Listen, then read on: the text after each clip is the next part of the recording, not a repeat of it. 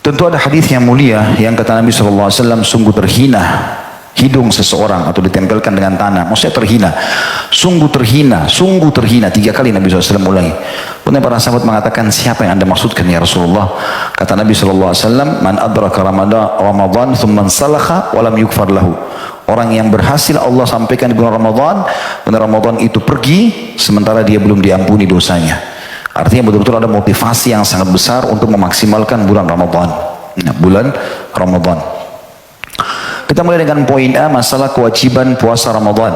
Puasa pada bulan Ramadan adalah wajib bagi setiap muslim berdasarkan Al-Quran, As-Sunnah, dan Ijma' atau kesepakatan para ulama sesuai dengan firman Allah SWT dalam surah Al-Baqarah ayat 185 yang bunyinya a'udzubillahi minasyaitonirrajim syahrul ramadhan alladzi unzila fihi al-Qur'anu hudan lin-nasi wa bayyinatin minal huda wal furqan man syahida minkumusy syahra falyasum.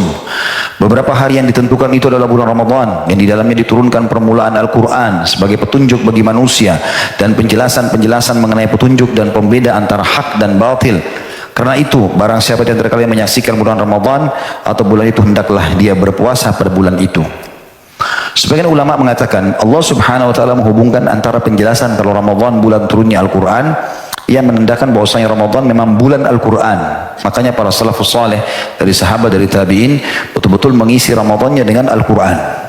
Mereka sibuk mengkhatamnya. Karena kalau tidak salah dinukil Imam Syafi'i rahimahullah mengkhatam Al-Quran di Ramadan itu 30 atau 40 kali ya dikhatamnya.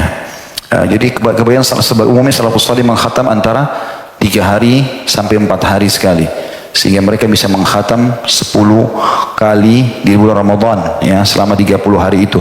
Ada juga di antara salafus saleh yang lebih daripada itu, karena sebagian ulama mengatakan hadis larangan tentang mengkhatam Al-Quran lebih dari 3 atau kurang dari 3 hari. Kata Nabi SAW, siapa yang mengkhatam Al-Quran kurang dari 3 hari maka dia tidak akan memahaminya. Kata ulama, ini mungkin di luar Ramadan atau bagi orang yang belum terbiasa melakukannya. Tapi orang kalau sudah rutinitasnya mengkhatam Al-Quran seperti kasus Utsman bin Affan radhiyallahu anhu yang mengkhatam 30 juz di akhir sholat witir yang biasa antum baca qul huwallahu ahad itu ya. Itu karena sudah rutinitasnya dan dia memahami apa yang dia bacakan, maka itu berbeda kasusnya. Tapi kalau orang baru belajar khatam Al-Quran lalu dia mengejar target, dia harus mengkhatam setiap hari 30 juz, maka ini yang dimaksudkan tidak akan memahaminya. Dan di bulan Ramadan karena ada motivasi untuk baca Al-Quran, termasuk dalam Al-Baqarah 185 ini dijelaskan di bulan Ramadan turunnya Al-Quran yang merupakan pembeda antara hak dan batil. Maka berarti pada saat itu adalah saatnya seseorang muslim duduk merenungi dan mentadabburi isi Al-Quran dan terus saja menggali apapun yang dia bisa dapatkan, terutama mengkhatamnya di sini. Karena Al-Quran memiliki 4 hak dari kita dibaca walaupun tidak mengerti artinya, dan ini sunnahnya mengkhatam Al-Fatihah, Al-Baqarah, Al-Imran terus sampai An-Nas, dari surah nomor 1 sampai surah 114. Dan yang kedua mentadabburi. Kalau tadabburi 10 ayat per hari. Sebagaimana sebagian sahabat mengatakan, kami tidak pernah melewati setiap kali bertemu dalam sehari satu sama yang lain kecuali kami pasti membahas 10 ayat Al-Quran. Kemudian menghafalnya juga minimal 10 ayat per hari, sehingga insya Allah kurang dari 2 tahun sudah bisa hafal 30 juz. Karena 6.000 sekian ayat kalau dibagi jumlah hari dalam setahun itu insya Allah tidak sampai 24 bulan ya, sekitar 21 sampai 22 bulan itu sudah bisa menghafal asal per harinya 10 ayat. Kemudian yang terakhir mengamalkannya. Itu yang bisa diambil dari Al-Baqarah 185. Kemudian Rasulullah SAW bersabda tentang kewajiban bulan Ramadan, hadis yang masyhur riwayat Bukhari nomor 8, Imam Muslim nomor 18 atau nomor 16 maaf.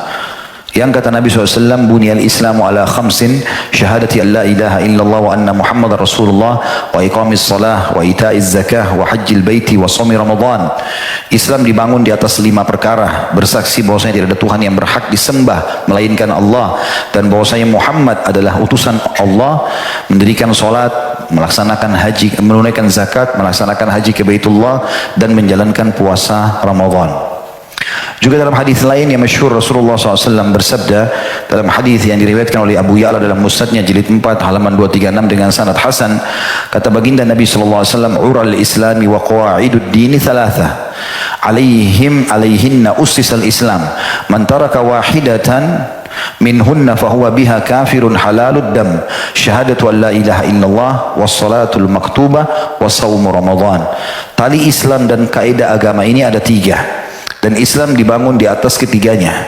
Barang siapa meninggalkan salah satu dari ketiganya maka ia kafir dan darahnya halal. Ketiga tali Islam dan kaidah agama itu adalah kesaksian bahwasanya tidak ada Tuhan yang berhak disembah melainkan Allah, salat wajib yang 5 waktu, dan puasa Ramadan. Jadi ini tentang masalah dalil kewajiban berpuasa di bulan Ramadan. Kita masuk poin B-nya, masalah keutamaan Ramadan. Bulan Ramadan mempunyai keutamaan yang besar dan keistimewaan yang bermacam-macam yang tidak dimiliki bulan-bulan lain. Hadis-hadis berikut menetapkan hal itu dan menguatkannya. Yang pertama adalah hadis riwayat Muslim nomor 233. Kata baginda Nabi alaihi salatu wassalam, as-salawatul khamsu wal jum'atu ila al-jum'ati wa ramadhanu ila ramadhana mukaffiratun lima bainahunna idza syuribatil kaba'ir. Salat 5 waktu dan Jumat ke Jumat berikutnya serta Ramadan ke Ramadan selanjutnya adalah penghapus dosa-dosa di antara keduanya selama dosa-dosa besar dijauhi.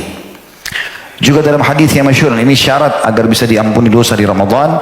Kata Nabi SAW, man shama ramadhana imanan wa ihtisaba ghufira lahu ma taqaddama min dhanbi.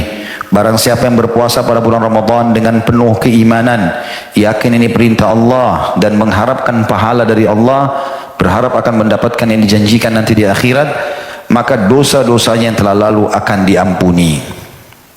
Juga dalam hadis yang lain, hadis ini diriwayatkan oleh At-Tabarani, kata Nabi alaihissalatu wassalam, wa ra'aitu rajulan min ummati yalhathu atasha kullama warada haudan muni'a min faja'ahu siyamu ramadan fasaqahu wa rawah.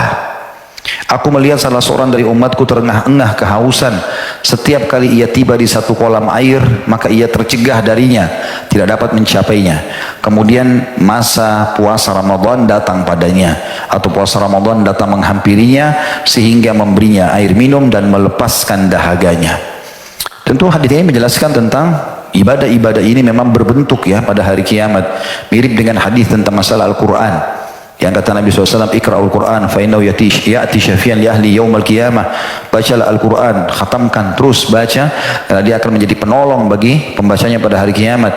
Di dalam hadis Bukhari dan Muslim yang lain, Al-Baqarah dan Al-Imran akan berdiri di hadapan Allah pada hari kiamat lalu memberikan syafaat kepada para pembacanya.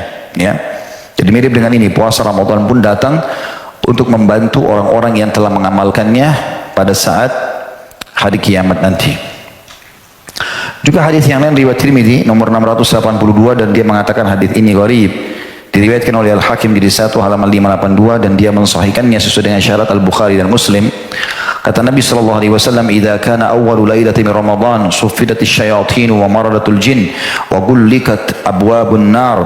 فلم يفتح منها باب وفتحت أبواب الجنة فلم يغلق منها باب وينادي مناد يا باغي الخير أقبل ويا باغي الشر أقصر ولله أتقاء من النار وذلك كل ليلة.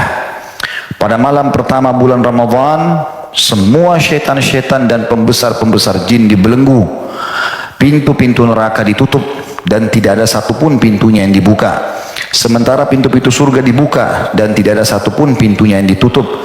Lalu seorang penyeru dari malaikat berseru, "Hai pencari kebaikan, datanglah, dan hai pencari keburukan, berhentilah. Allah mempunyai orang-orang yang akan dibebaskan dari api neraka dan itu terjadi pada setiap malam dari malam-malam Ramadan." Hadis ini mulia sekali, ya, banyak keutamaan di dalamnya. Yang paling pertama adalah musuh dan saingan kita, ya, yang selalu kalau kita mau amal saleh dia berusaha melakukan juga program-program kemaksiatan agar amal saleh kita terhenti, ya, ataupun minimal terhambat. Syaitan semuanya dibelenggu, dan belenggu tentunya leher diikat, kedua tangan diikat, kedua kaki diikat. Dan kalau seandainya kita mau lomba lari, saya kasih contoh pada Senin yang lalu itu, ya, kalau kita mau lomba lari lalu musuh kita dibelenggu begini, kita biar jalan santai aja pasti menang, ya. Tetapi banyak orang bodoh, begitu tiba Idul Fitri syaitannya ditunggu sama dia. Nah, sudah 1 bulan jaraknya sama syaitan, dia malah tunggu datang. Maka syaitannya gembira melihat, orang ini tunggu saya, digoda lagi. Padahal kalau dia berbuat ibadah sedikit saja, syaitan masih jauh, nggak bisa menggoda dia lagi. Kemudian ditutup semua pintu neraka. Sebagian ulama mengatakan maksudnya adalah tidak ada orang yang akan dimasukkan ke neraka pada saat itu. Allah Subhanahu wa taala memaafkan kesalahan-kesalahan. Dan dibuka semua pintu surga, maksudnya dibuka pendaftarannya.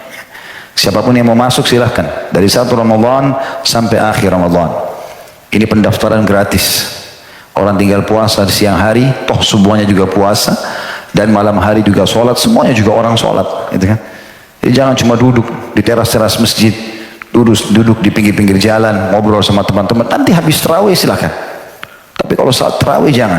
Ini maksimal harus dilakukan ibadah-ibadah pada saat itu. Sholat. Syaitan kadang-kadang kalau mau tarawih dibuat ngantuk, nguap terus. Karena waktu buka puasa banyak makannya. Makan yang ini, makan yang itu. Padahal Nabi SAW sunnahkan makan kurma 3 butir, 5 butir, selesai. Minum yang manis, sudah cukup, sholat dulu. Ini langsung ayam goreng, ikan goreng, tempe, macam-macam, makan kolak, makan ini. Akhirnya sholatnya ngantuk. Begitu selesai tarawih, rakaat witir terakhir keluar masjid seperti setannya lagi terbang. Langsung belalak sampai pagi.